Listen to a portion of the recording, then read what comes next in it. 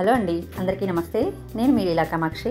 ఈరోజైతే సబ్బియ్యంతో ఉప్మా చేశానండి. చాలా సింపుల్గా ఈజీగా చేసేసుకోవచ్చు. టేస్ట్ కూడా చాలా బాగుంటుంది. ఇప్పుడైతే ప్రాసెస్ చూసేద్దామండి.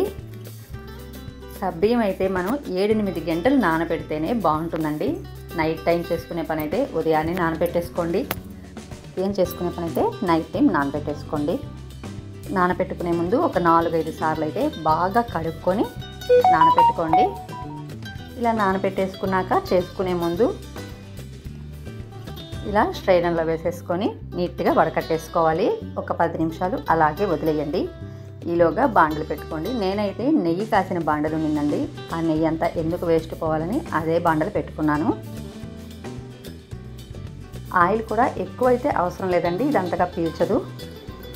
ఒక 4-5 స్పూన్లు ఆయిల్ వేసుకొని మనం ఉప్మాకు వేసుకుంటాం కదా, పచ్చెనపప్పు, మినపప్పు, ఆవాలు, జీలకర్ర ఇలా అన్నీ వేసేసుకున్నాక పోపు దినుసులన్నీ ఇవి వేగాక ఒక 2-3 ఎండుమిర్చి కూడా వేసుకోవాలి. ఎండుమిర్చి వేగాక ఒక 2 రెమ్మలు కరివేపాకులు వేసి, కరివేపాకులు కూడా వేగాక ఒక పెద్ద ఆనియన్ అయితే తీసుకున్నానండి. నేను 1/2 కిలో సగ్గుబియ్యం తీసుకున్నాను. ఆనియన్, పచ్చిమిర్చి వేగాక మనం నానబెట్టుకున్న సబ్బియ్యం అయితే ఇందులో వేసేసుకోవాలి. సబ్బియ్యం వేసుకున్నాక మనం సిమ్లో కనుక పెట్టుకుంటే సబ్బియ్యం బాగా ఉడుకుతుందండి. సబ్బియ్యం అంతా వైట్ అంతా పోయి ట్రాన్స్పరెంట్గా అయ్యేదాకా ఇలాగే మగ్గించుకోవాలి. అప్పుడైతే సబ్బియ్యం బాగా ఉడుకుతాయి.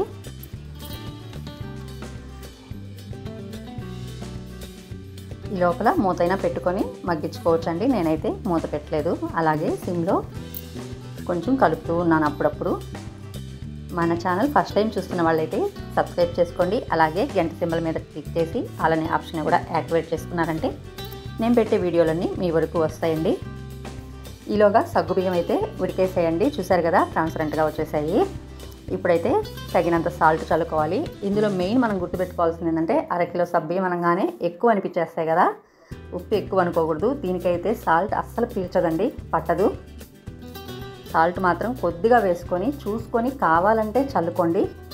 ముందుగా అయితే ఎట్టి పరిస్థితుల్లో ఎక్కువైతే వేసుకోవద్దు. నాకైతే సరిపోయిందండి. చివరగా నేనైతే పప్పుల పొడి చల్లుకుంటాను. మీరు వేసిన పప్పు అయినా కొబ్బరి అయినా అలా చల్లుకోవచ్చు. మిక్సీలో వేసుకొని వేసిన ఉప్పు వేయించుకొని చల్లుకున్నా బాగుంటుందండి. నేనైతే పప్పుల పొడి వేసుకుంటాను ఎప్పుడు.